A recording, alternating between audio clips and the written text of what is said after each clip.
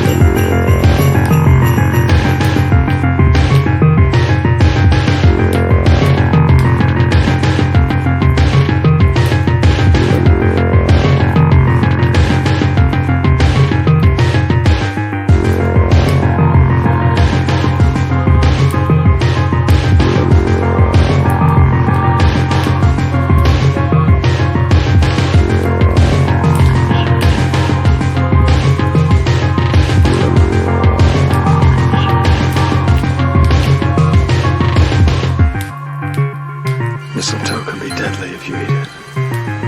But a kiss can be even deadlier if you mean it.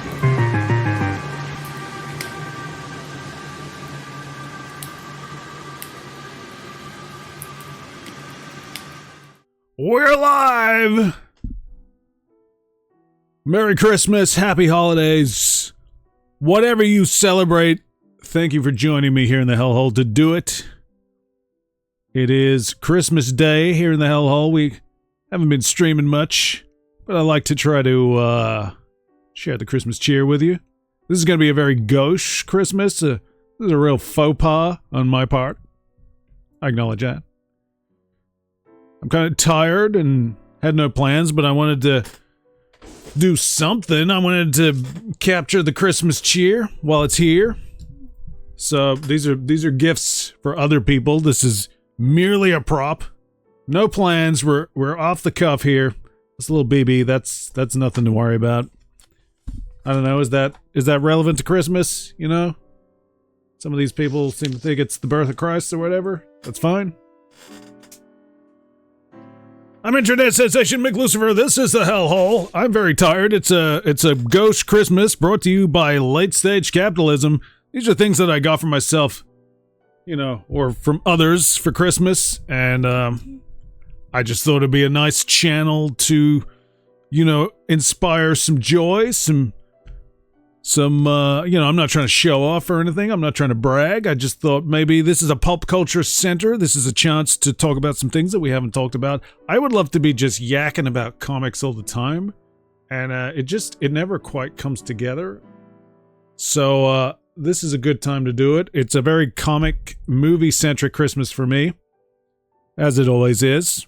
The movies have been interesting, so I kind of missed out. I wanted to get Superman because I still haven't seen Superman, but this is what I ended up with. We're just going to talk about this stuff. If you want to go enjoy Christmas elsewhere, feel free. Thanks for stopping by. I'll see you later, maybe next year or something, whatever. Megalopolis, Francis Ford Coppola's masterpiece?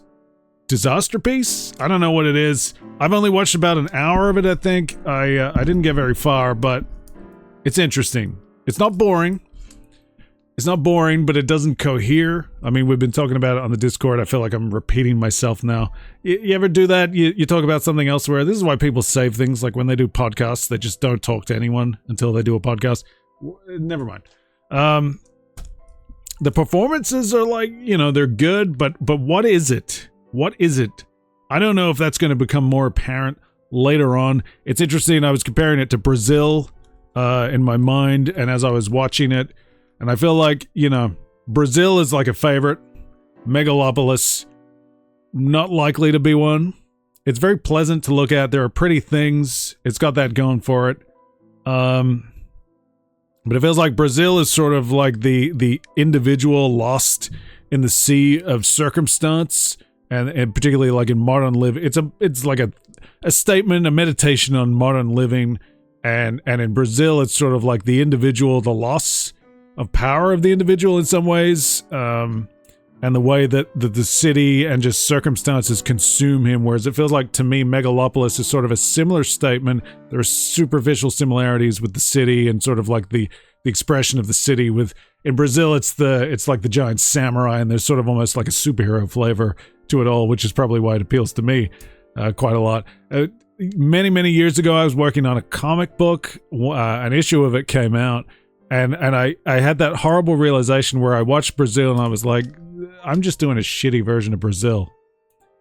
Maybe Megalopolis is doomed to the same fate, that ultimately it's like a shitty version of Brazil, but it's an inversion, or it's not an inversion, it's a shift of the perspective. Brazil is the individual lost in the sea of circumstance. I feel like Megalopolis is the perspective of the sea of circumstance, and there are individuals propelling it, but obviously it's about time, the passage of time, of empire. There's that meme joke of like everybody thinks about the Roman Empire or whatever, or men think about the Roman Empire. Clearly Francis Ford Coppola is thinking about that. That is a big component of this. At the very least, it informs the visual aspect of it, which is really nice. I think it's a pleasant looking movie, but it just doesn't feel like it coheres. There's a moment of like, it sort of goes a little bit Koyaanisqatsi, or like a YouTube essay where I think it was literally stock footage, just stock clips. I even wonder if there's a planet Earth. It's like the full globe and then like a close-up.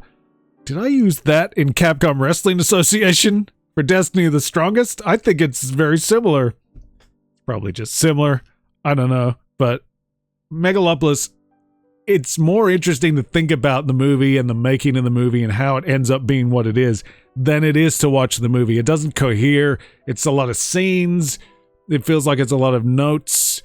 They're all sort of in orbit of the central premise, the thesis of time, empire, and just, I guess, in some ways it's about the state of the world. But I guess for a guy like Francis Ford Coppola, he's been around for a while. We feel like, we observe our moment in time as very chaotic and troubled and things like that. But then there's always sort of probably a version of that over time. So I don't know. From memory, Megalopolis is not a new thing. He'd meditated on it. He'd conceived of it over a long span of time. Look, it's an interesting film, and I love that I was able to get it on disc. I got it part of a really good deal, which included They Live. I still just have this hang up where I don't like buying things that I already own. I have They Live on DVD, but it doesn't have the extras.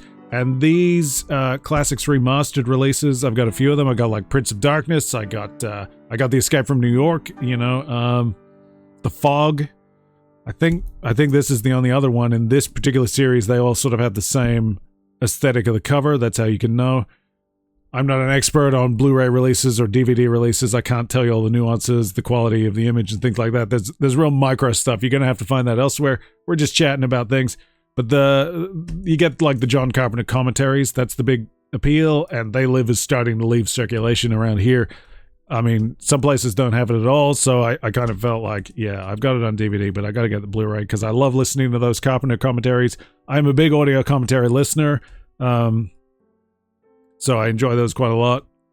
You get interesting information. It's nice to watch the film again and get a bit of a different perspective. And obviously directors, actors bring a lot to it. They're not all created equal. There are boring commentaries, to be sure. I always wonder, I was disappointed Christopher Nolan films don't have audio commentaries, at least not in this region. I don't know if occasionally there are differences between regions, but I was always a little disappointed, but also I wonder, is he maybe just going to be a little bit dry and not want to give too much away about certain things? I don't know. It could be interesting. I like any cinephile or just movie fan, I do mourn the loss of like the great DVD extra, the Blu-ray extra, the behind the scenes stuff. We all, if you adopted DVD, The Matrix factored in somewhere early, probably in that collection. If you were on the cutting edge of it. It was not my first DVD. I got into DVDs sort of, I don't know when it was, maybe 98. That's when I was starting. So it had already been around for a while, but it was starting to become affordable at that time, particularly in this region. It may vary where you are. But The Matrix comes in early and it's got great extras. And the phenomenon of The Matrix was so entrenched in the making of it and the technology and the filming techniques and stuff. I ended up buying The Matrix Revisited. Is that what it's called? I can't remember no, that's not right. I don't remember what it's called, but it was like a companion release just before the sequels. And so you had you had a few snippets of behind the scenes stuff for the sequels, but it was sort of like an expanded behind the scenes feature, really. I think it was that release that also had the Easter egg where if you go into the menu and you play around, I think it's not the movie. If you play around, you can get I don't even know if it's soundtrack. It's just a Hollywood music that's appropriate to the aesthetic and the vibe of The Matrix. Some really good songs on there. Like, it's really good. I don't know. Is The Matrix on the mind because of Megalopolis? You know, they're not really similar, but it somehow feels relevant. I always look at The Matrix as like one of the most important, you know, that first one in particular is one of the most important entries into our quagmire, our mire of superhero films. It's one of the best superhero films. It was one of the most important ones, even though it wasn't necessarily viewed that way. I felt that way very early. I was a notorious holdout, though. I didn't see The Matrix until a couple of years later. People would be going on and on about it, and I was just kind of like, you know, Keanu Reeves, like Bill and Ted doing kung fu in some sort of sci-fi thing. Haven't we done this? We had Johnny Mnemonic disappoint. I've been watching Johnny Mnemonic in the last year or two. There's things I like, there's things I don't like. It's in, it's out. I don't know. They Live's good. Not my favorite Carpenter by any means, which is partly why I held out. I had the DVD, but like Escape from New York, I had the DVD and I was hungry to get that Blu-ray because it's got great extras. It's got the deleted, you know, the big deleted intro scene where Snake Plissken gets caught. Is Cleveland Jones or whoever involved in that? I forget what that is. It's the subway underground train or whatever thing, and they get caught. Escape from New York's a favorite. Obviously, I love Carpenter. The Fog has become a real favorite. Prince of Darkness is a real favorite. Prince of Darkness has kind of like gone way up. The Fog is the one that I was watching probably the most recently over and over again. Partly because I hadn't watched it. And I like The Fog because it's sort of like it's an old-fashioned sort of ghost story kind of thing. You know, it's a little bit Tales from the Crypt sort of thing. It's got that little EC Comics horror comics vibe, but I don't know. We're getting lost. Unbelievably, 2025 is going to be the first time I've ever owned any of the Back to the Future films. I did like in the maybe early 2000s, I taped the first one off TV, and I just had that for ages. I don't know why. I don't know how that happened. But yeah, I've always loved Back to the Future, obviously. It's a classic. Saw it when I was a kid. 2 was always my favorite because I thought Going to the Future was much more interesting than the past. But maybe you could sell me that the first one is actually the best one. I'm really excited to have them. I was watching the Tremors TV series earlier in the year, a few months ago. I got that really cheap. I'd never seen that. I like the Tremors films, particularly the first few, and you get Christopher Lloyd in there, and it was getting me, I don't know, just last couple of years, I keep getting in a Back to the Future mood, and then it just so happens, it seems to be blowing up. I guess it's the 40th anniversary. You got Back to the Future stuff going on in Fortnite. I didn't have any ideas to stream for Christmas, and I did consider playing a bit of Fortnite, but I just feel like I'm not in the mood. I don't want to be shooting people on Christmas and putting that out. So that's why we're focusing on this stuff. It's not about bragging or showing off. It's about focusing on things that are more productive and more enjoyable and putting something positive out in the world. Back to the Future. Really excited.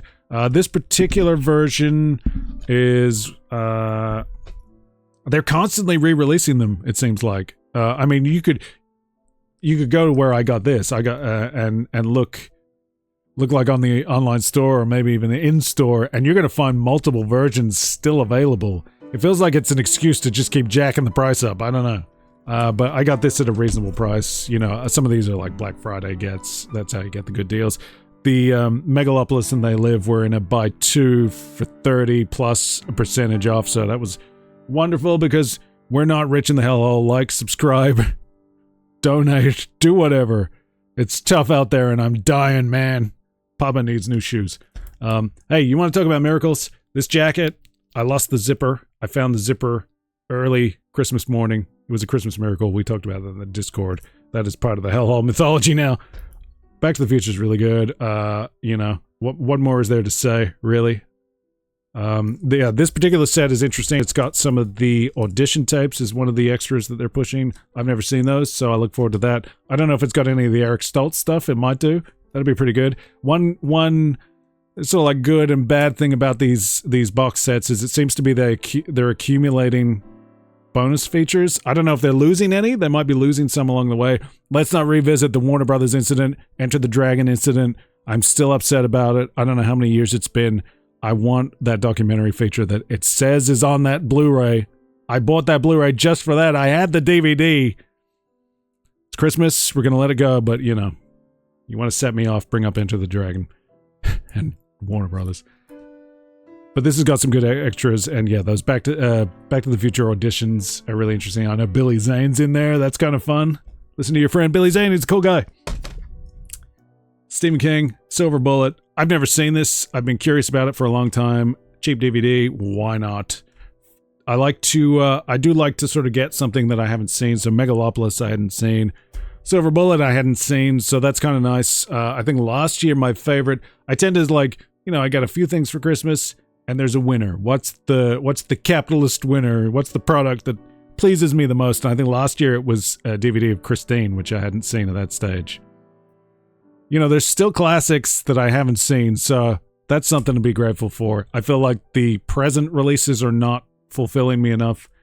You know, I need some oxygen here. I've been calling Kojima oxygen. I don't know. I guess I've finally become a disciple of Kojima. It's probably come up over the last couple of years. Death Stranding converted me. No Death Stranding. You know, we got BB representing the birth of Christ, I guess. I don't know. Is that appropriate to compare Christ to a beach baby, birth baby? What is it? I don't know. We're getting lost. Silver Bullet. It's a Stephen King werewolf movie. It's got Big Ed. I didn't remember that it's got Gary Busey and Corey Haim. It's got, was he Emmett somebody? Everett McGill, who is Big Ed in Twin Peaks. We like the Twin Peaks. We like David Lynch. But yeah, a Stephen King werewolf movie from the 80s. That's kind of exciting. We got to keep mining. I'm bitter about it. I don't like that I'm always looking back. I want satisfaction coming at me in the future. That's why I mentioned Kojima, because like Death Stranding was one of the highlights of the last sort of 5 or more years. Death Stranding 2, I expect it to be very enjoyable, but I still don't have my hands on it because PS5 is obscenely expensive. We don't need to go down that line, but I'm enjoying seeing more people talking about that.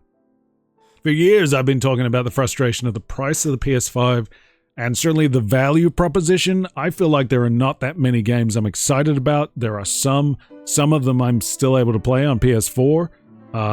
At some point, I got to get to that demo of the new Shinobi game. I love Shinobi.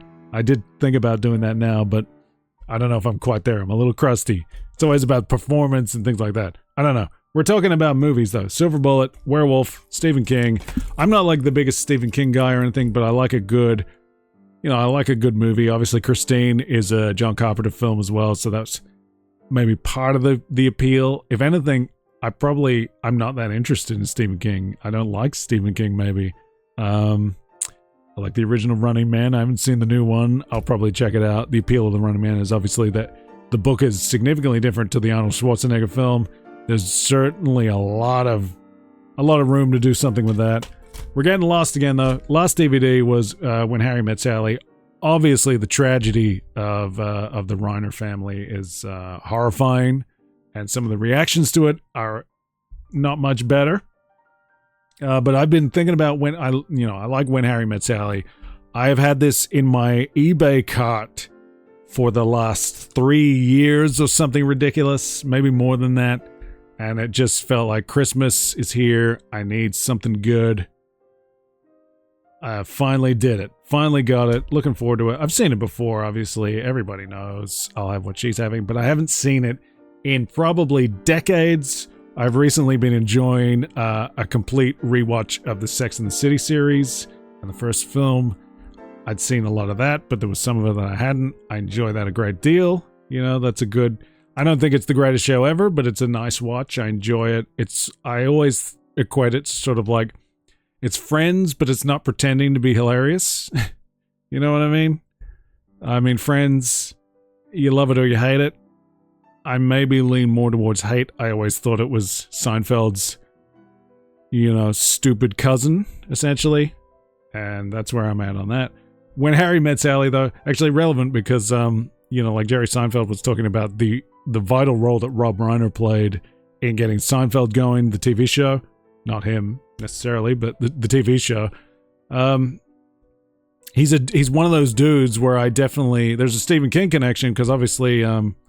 love Stand By Me. That's a great one. Misery is a very good one.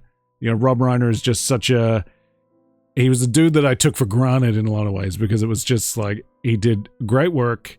It was sort of commercial, a little bit more commercial. It didn't necessarily connect with me on a super deep level, but a few years ago I watched Stand By Me again, and it was just like, oh yeah, man, this is just a great film. This is just a great movie. It's a great watch. I really enjoy that.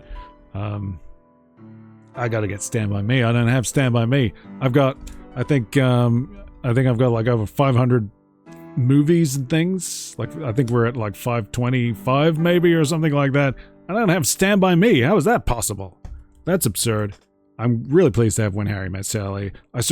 I'm craving, the Hellhole ostensibly, we talk about wrestling, we talk about comics, we talk about, video games. There's a certain juvenile male quality to everything here, shall we say, without making accusations. I find myself craving these sort of these adult films that are not part of a shared universe. They're not a big IP. They're not they're just well-made films about human stories and with great performances. Preferably filmed well, maybe in attractive locations. I mean, that's one of the appeals of Sex and the City, is that it's all these interesting places in New York City that I don't think you see all that much. It's not the best filmed thing, but it's filmed well for a television show. I do, obviously, like I'm saying, it's always 1990X here in the Hellhole. We're looking backwards so much for satisfaction. I do enjoy, there is a sort of a nostalgic appeal to just the aesthetic of like the late 90s, early 2000s. And that's a little bit of When Harry Met Sally. I'm not crazy about like the knitted sweaters and things like that. It irritates me sometimes. You get like the faux 80s thing is hanging on for so long in our present day culture. We got the sort of 80s retro. The 90s is sort of creeping in over the last decade or so. It's like fighting the 80s for attention, and it's not quite coming through, but as the younger kids are sort of aging in, you're sort of getting more of the 90s, more of the 2000s in our constantly retro culture, which is really frustrating in a lot of ways. But I do notice it's the shit.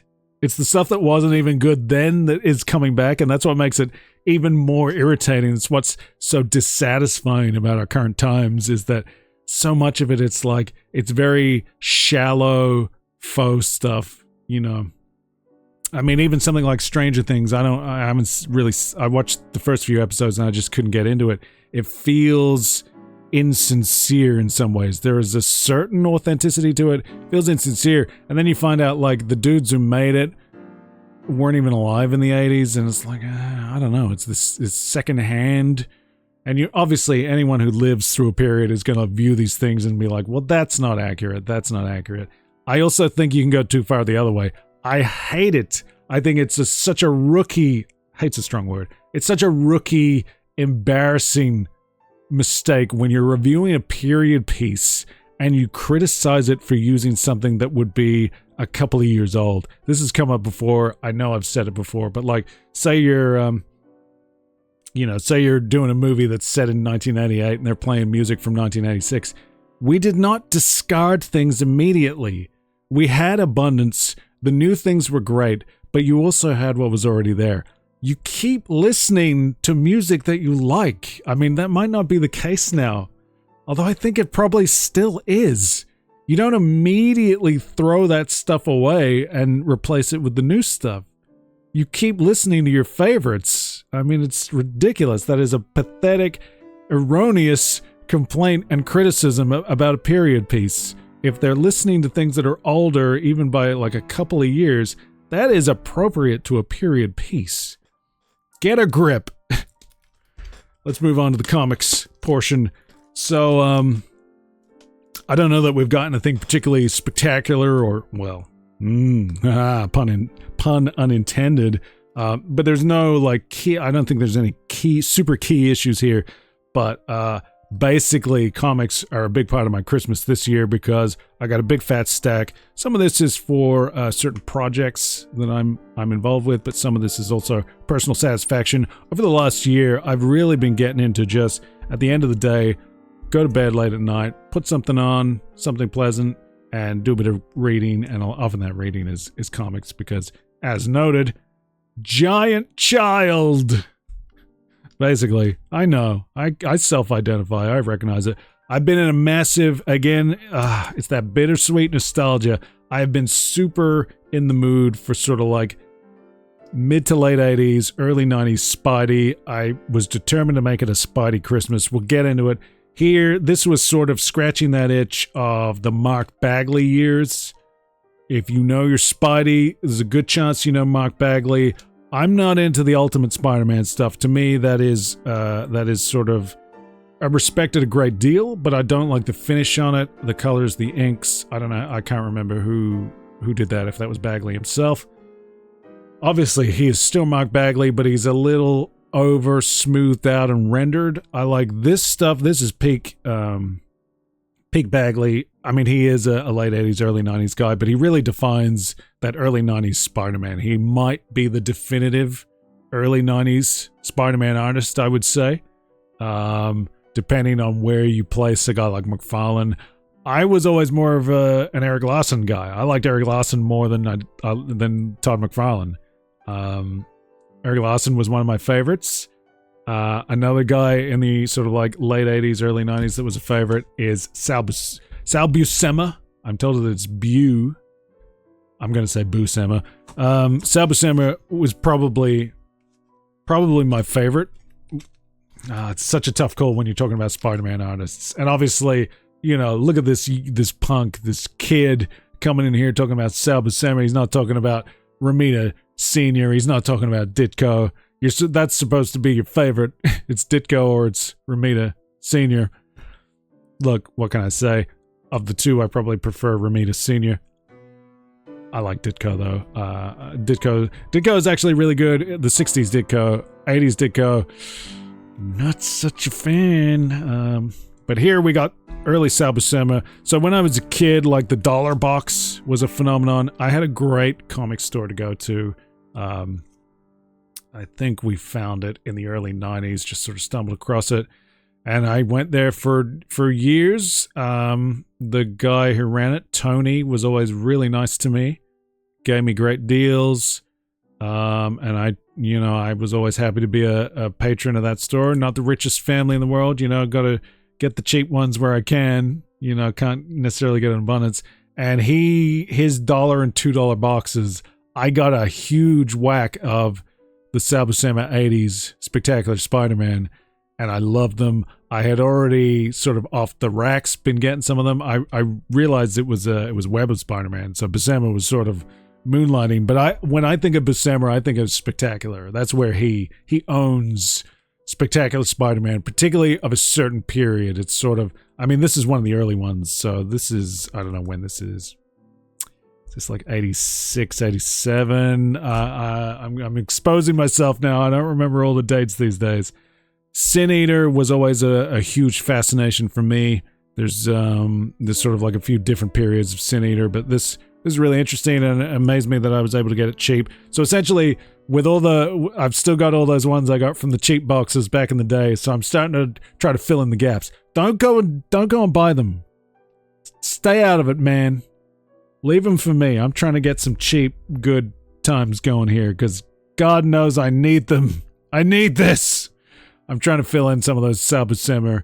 I've never been a guy, like I said, not the richest family in the world. I was never committed to making like a series my thing. I never went for the full run.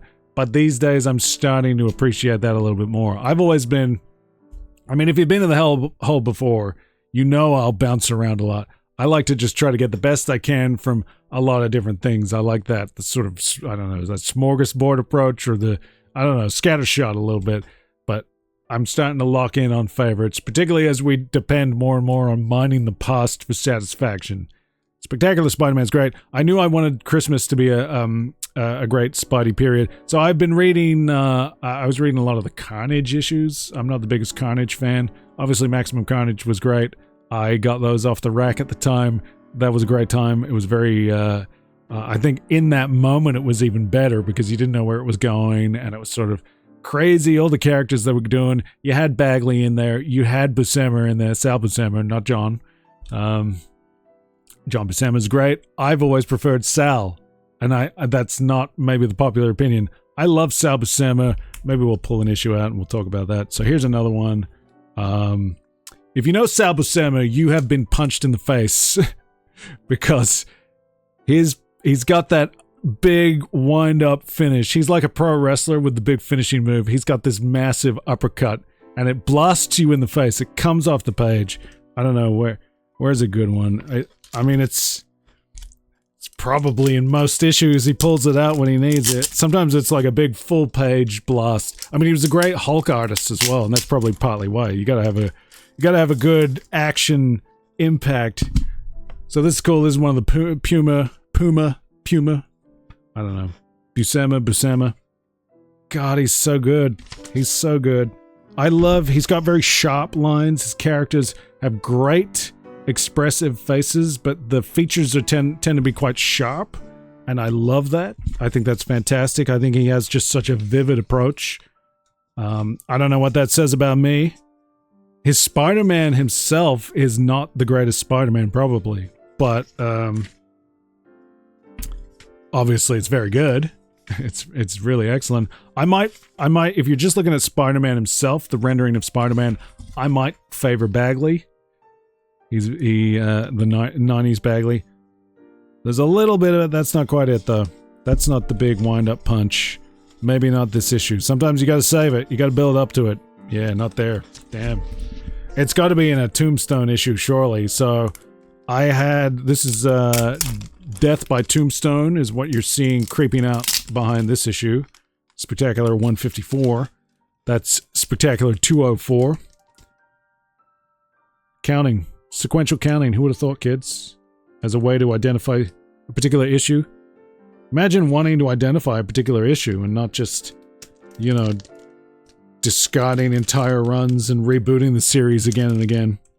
It's a sorry state of affairs, is what it is. I'm trying to get this in the bag without destroying it. Oh my god. Don't do this on stream. You idiot. With a microphone in your face. So this is wherever I got this from. It came bagged with tape. Not my preferred method. I like the newer comic bags that have sort of like the reusable adhesive. I find they're really good. They're a little bit easier to keep off the issue when you're redoing it. Here we got bagged and board. That's pretty good. I've never been a boarder. I got into bagging because, as a kid, I just had stacks of comics and they start to get a little bit beat up, particularly as I take them around the place. Take them to friends' houses, take them to school, whatever. You get your comics beat up. You start to appreciate the notion of dropping a little extra dough on some bags if you can. Always good when, like, the comic store would give them to you with the issue. So here's Tombstone. I love Sal Buscema Tombstone. It is the definitive Tombstone. I'm not looking forward to the new live-action one. I don't like the new live-action films. I think they're really weak. Tom Holland is a really weak Peter Parker Spidey. The whole thing is just weak. I don't know if you can really appreciate. Man, the way Buscema draws Tombstone, it's so good. I prefer the sharp-dressed man, like in the pinstripe suit or whatever. This is where he went leather. He looks a little bit more like a henchman. Which is probably what I prefer him as. Maybe not as the grand sort of kingpin of crime, but you know, if you watch the Spectacular Spider-Man TV series, you'd know a little bit about Tombstone as like a mover and shaker in the criminal underworld. Obviously, that's something that I love, you know, because if you like this period, you're probably fond of like Spidey and almost the it's almost like for then the modern day sort of Dick Tracy vibe, where you got these garish organized mobsters and stuff. It's not just super there's like an iconic X-Men ad, everybody knows that one. I don't think we had that promotion here at Pizza Hut. You know, that would have been pretty nice. I think I have a Pizza Hut VHS though somewhere. So no big wind up.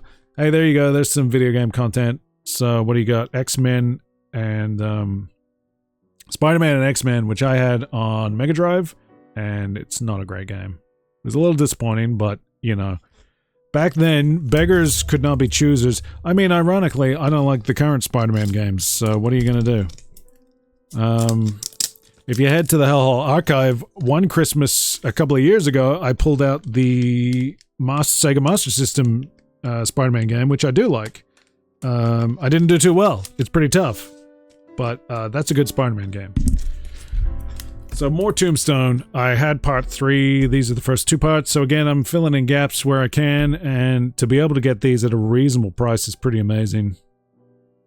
I don't know. Am I going to keep searching for the big wind-up? Here, we got some unbagged ones. So Web of Spider-Man. It's really just a Spider-Man Christmas for me. Web of Spider-Man. I've been getting into the Hobgoblin a lot. I like the Mackendale Hobgoblin. There's multiple Hobgoblins.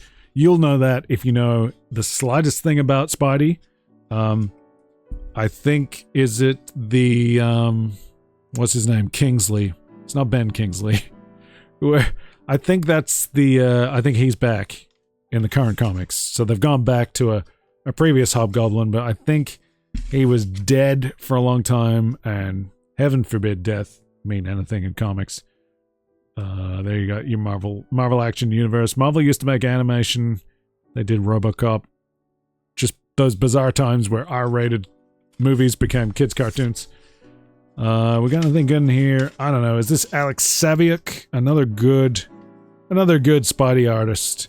I definitely think of him as the Web of Spider-Man artist. But then you get the odd Sal Buscema issue. I think, is this? No, this isn't following. I used to think these Tombstone issues were Buscema, but they're not. I think they're Saviuk. Saviuk's good. Saviuk's good. I kind of associate him with the Spider-Man Adventures series, based on the animated series, which is sort of like, it's a little bit, it was the cheaper comic, it was based on a cartoon, so it's not quite as good. It's, you know, adaptations are easy to dismiss kind of thing. Just watch the cartoon, man. But I do appreciate his work. He was, for the Adventures series, he was much more simplified.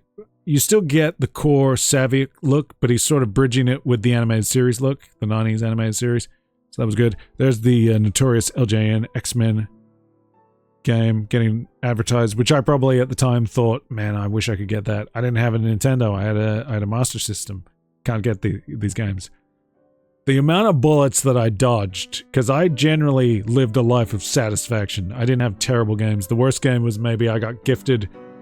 Was that Christmas or was that birthday? I'm forgetting now. I got Back to the Future 2 for Master System, which was like incredible at the time because it was a family friend. God rest them, love them. David and Monique gifted me Back to the Future 2, and it's like, oh my god, a video game? That's a huge gift for, like, usually video game is parents, grandparents, Santa Claus. That's where you get your video games back then.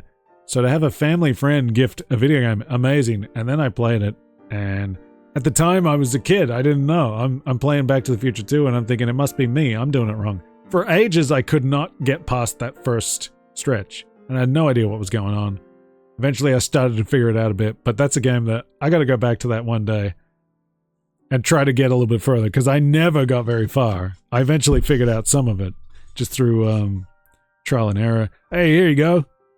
The Bonk double page spread. Again, made me want to play Bonk, and I don't think I particularly like Bonk, the video game. I think I ended up playing a little bit, and I didn't think much of it, but this comic 2-page spread, You got maybe two major iconic 2-page comic strip ads. Bonk, Splatterhouse. Now, Splatterhouse I like. And if you check out some of the Halloween spectaculars on Hellhole, Splatterhouse is in one of them. I like Splatterhouse. Not the greatest game in the world, but it's got enough going for it that you like it. Man, check that out. Tombstone looking haggard. What are we even doing here? Here's a good one. Web of Spider-Man. So this, I probably snapped this one at the right time. It's got like a price tag. Well, there's a price tag on it there, but somebody's torn the price tag off, so it's a little bit of a tear. It's not a near mint issue. You're not living the large life reselling this one. Actually, I'm a little bit concerned about this seller because I feel like looking at the issues. I mean, even look here. If you draw your eyes to the top of it, that cut is very close to the Marvel Comics logo. And I feel like there's suspicious cuts on a lot of these issues that I got from this guy. This is an eBay seller. I've gone to them before. Generally great. They gave me a tremendous deal on the postage. Massive discount on that, so that was good because I got multiple issues. But something I am concerned about, and I probably don't have the expertise, is there's a phenomenon where to enhance the appearance, the aesthetic appearance, the perceived quality of an issue, you can trim the dogged edges, the fuzzy sort of, like an issue where it starts to, you get your dog corners where it's sort of rounded off, and it happens even along the page. I even wonder, like, these spines are quite good, so I wonder, is there a pressing going on? You can do, there's a method where you can sort of like lay something on it and iron it, and it'll smooth the issue out without damaging it too much. There's even a thing you can do, I've seen, to clean covers, where you sort of lay, I don't know if it's like, it's not baking paper, but it's like some sort of tracing paper or something, that kind of vibe, crepe paper, and you sort of apply a little bit of heat, and then you can pull off dirt, but I think it takes a little bit of the print with it, so I'm not sure how good that is. But the trimming thing is always a worry, and it's tough to accuse someone, though, too, because you did get wonky cuts sometimes on original issues. One of these ones I went through, it's just like some of the pages. So are you using your guillotine paper cutter? Maybe it slipped out. I don't know. This is a Hulk issue, though.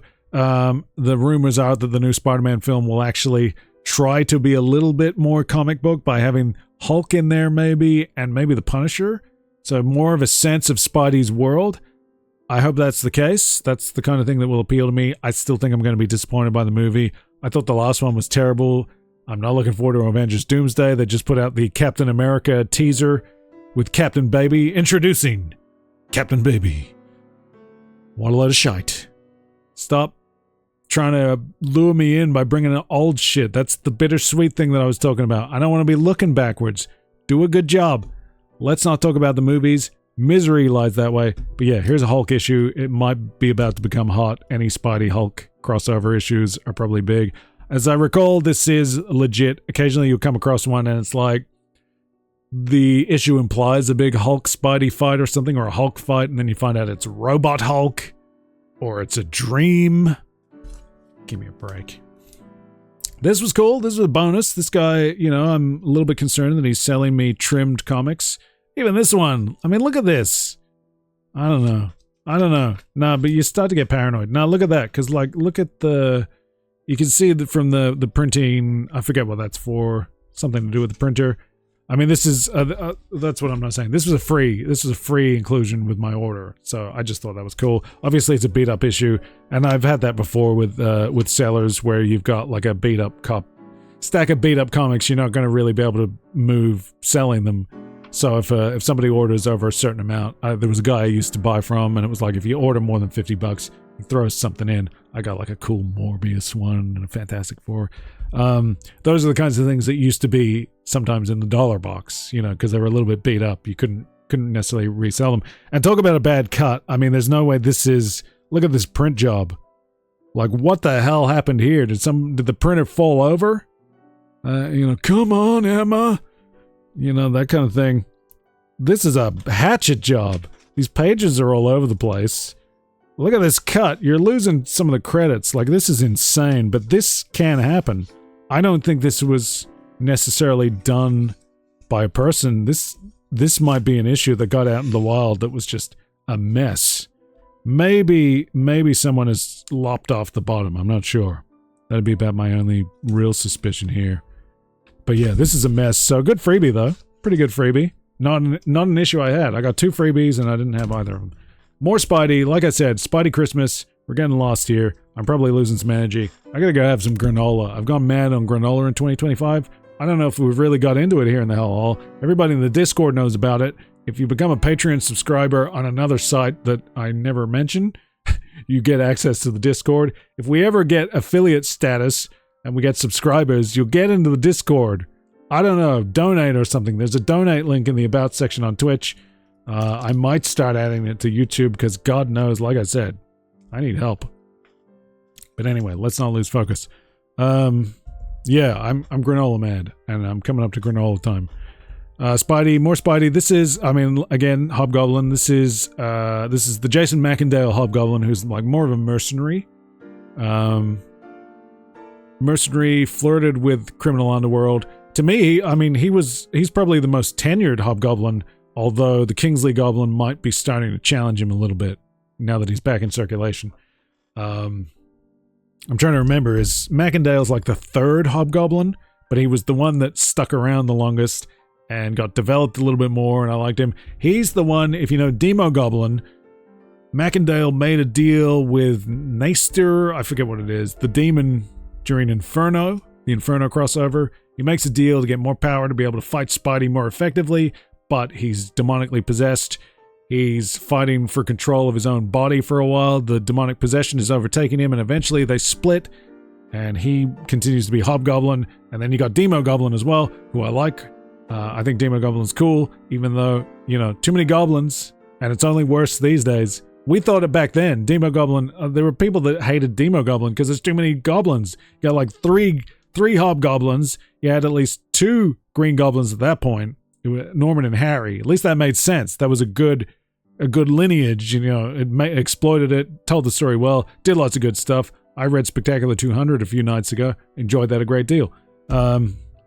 That's a big Harry Osborn Green Goblin issue. You'll know it from the hologram cover. Yeah, so there were so many goblins, and then just before this, you got a 3rd Green Goblin. It was a Urich. I can't remember, I forget what his relation is to Ben Urich. I don't know if it's his son or whatever, but he was sort of like a hero who found the Green Goblin stuff. Too many goblins. Demo Goblin seemed like too much. Ostensibly, it's the 3rd identity, but after who knows how many, like half a dozen other goblins. These days we got even more.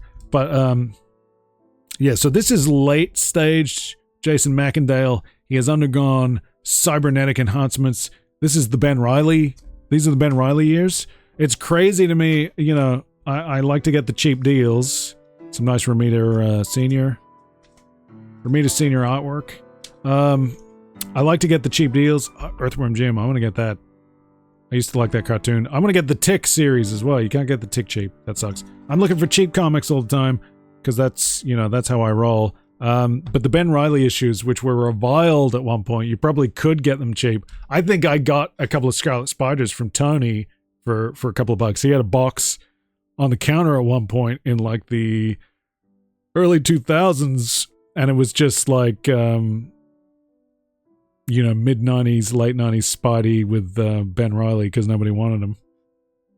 I got the, I think I got the pink, that might even be Spectacular Scarlet Spider, might just be Scarlet Spider, the pink alternate cover of the first issue. I had all those Scarlet Spider issues at the time. I bought them all, and I actually enjoyed the Scarlet Spider, and I kind of enjoyed the early Ben Reilly stuff as well. But I can see how it would be reviled because it's not really legit, you know, and it's crazy to me. That's what I was saying. It's crazy to me that these are becoming sought after. I think you've got like 90s kids and later, I think you've got kids who are like, you know, 2000s, 2010s kids getting curious about it, and they don't necessarily have the critical eye. They're not steeped in the comics enough to have the vitriol for the intrusion, the interruption to the real deal. But yeah, I don't mind these. So, and I actually a few years ago I sort of rediscovered this sort of 96, 97, 98 John Romita Jr. run on Spider-Man, the adjectiveless Spider-Man as we call it. Really good. Turns out to be really good. There's some really good issues. So here's a couple more. These are really good. Back to Tombstone. That is Tombstone right there. There's a lot of good like gang stuff. It's almost like the 80s criminal underworld stuff continued in this series. I don't know how you characterize it. Yeah, this feels like it's the 80s criminal underworld is what you get from adjectiveless Spider-Man.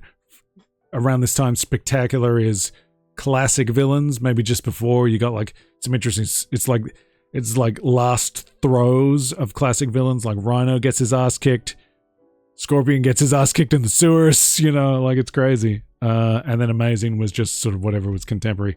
But this is good. Some Ben Reilly stuff. A nice Daredevil team up. That's pretty good stuff. Fortunato is the big threat, and there's like a big criminal gathering around this time, and Tombstone is there, and they get electrocuted. I always think electricity should be green, should be blue. It's green here. This is like an electrical charge. I think electricity should be blue or yellow. Electro is sort of, yeah. These are imposed rules that you might have as an editor or something, but for house style. This is crazy one. So Deathlock, we like Deathlock. He's not your main dude, but he's cool. Talking about Maximum Carnage earlier, he shows up in Maximum Carnage, one of just the weird and wild characters who sort of had a loose affiliation with Spidey at some point. That's really, I mean, that to me, that was always the intriguing thing about Maximum Carnage. It's a great event. It's great sort of like high drama, high stakes event, but it's the weird, like Iron Fist is here. I mean, Spidey and Venom team up. That's the big thrust. Black Cat is there as well. Black Cat has issues with Venom. Great drama between the three of them. A natural start. But then, like, Morbius drifts in. Okay, he knows Spidey. That's interesting. Nightwatch is there. They're still trying to make Nightwatch happen. The Spawn ripoff. Okay. And then, like, Deathlock shows up. Iron Fist shows up. Now Captain America's here. Where's Daredevil? Like, where are the New York guys? Or the regular Manhattan guys that should be there? Where are they? You know. But that's what makes it so interesting. It's this weird, oh yeah, you got Cloak and Dagger in there early. Again, Spidey, very Spidey affiliated, so that made sense. Firestar gets in there from the New Warriors. You know, it's crazy. What a strange team. And then very briefly, you've got like the Fantastic Four are referenced. Avengers are in there. Doesn't matter. We're not talking about Maximum Carnage. We're talking about Deathlock, but talk about crazy characters, crazy groups of characters. So in this, there's Doctor Doom, there's kind of like cyber stuff. I don't know, I just kind of got like a little bit of a vibe for Deathlock earlier in the year and finally pulled the trigger. But this one, you got like the Fantastic Four, you got a weird run of X-Men. I guess this would be like 91. Was there a very brief window there in 91 where they had the blue, yellow and blue uniforms? Because you got Storm and Wolverine in these uniforms. That's a small window. I don't know if that was this artist just felt like doing that, or was it just that brief period? I know that probably is 91. I forget who was doing it by then. It's probably not Silvestri by that point. It's probably Jim Lee. Jim Lee, I think, for a little blip there, had them in the matching yellow and blue uniforms that look like this. But yeah, crazy group of characters. I think. Who is it? Is it Bushmaster? What's his name? He's in here as well. Very strange. Very strange. I mean, Deathlock had like a few crossovers with Punisher and you got all that kind of stuff. It's all weird. I don't know. A 70s issue of Green Lantern. I've built up a bit of a Green Lantern collection over the years. That's probably not going to be possible anymore now that Lanterns is coming. That's going to heat up interest, because you got essentially the prices of comics have gone way up over the last few years, and I think some of it is just current comics are kind of sucking. They started doing a lot of reprints. People are sort of waking up to older comics are kind of better. Not everyone. You've also got this weird vein of kids who are like, I can't read anything before the year 2000. Are you insane? I mean, when I was a kid, I was reading comics from the 40s and stuff, maybe even the 30s, you know, the Phantom and stuff. Like, get a grip. I loved it. You got to learn more. It's this weird thing of like people think new reader friendly and all that stuff. It's like, are you interested? Do you want to? I don't know. you gotta like what you like, and if you have a resistance, maybe, you know, it's not great. Obviously, with prices being so high, that's part of the problem too. You can't take the risk. Mind you, half these kids are probably looking at like Bulgarian pirate sites, Russian pirate sites. It's a sorry state of affairs. In any event, prices are going way up. You got crypto freaks driving prices up. I think over COVID, trading cards became a boom. They sucked all the marrow out of trading cards. Nothing is cheap anymore. There's no great gains to be made there. So they start sucking in the comics. These NFT freaks. And obviously NFTs are over because that was a load of crap, clearly. There's like a small group of genuine collectors who were into it before it was a big thing. Generative AI feels like a similar thing. This is clearly crap. Let it go. Stop pretending it's working. Shut up. Let's not get into all that though. That's a long way to go to say I got a 70s Green Lantern issue. I think Sinestro's in here. You got a little bit of Green Arrow. I forget. I don't know if this is a General Zod issue or is it just before. I was interested in some period General Zod, so there's like a two-parter where General Zod shows up, and there is a later one. Yeah, this is Sinestro. This is old Sinestro. And yeah, so the Lanterns TV series is coming, and anytime there's a movie or TV series, it artificially heats up the market. If it's a big success, it might stick around. I always think of like, you know, Bloodsport was like the hottest thing that people were selling. The first appearance of Bloodsport. He was in like 3 comics back in the day, 4 comics. Actually an underutilized and underrated character, really. But the first appearance in like Superman 4, it's issue 4 from the post-crisis reboot.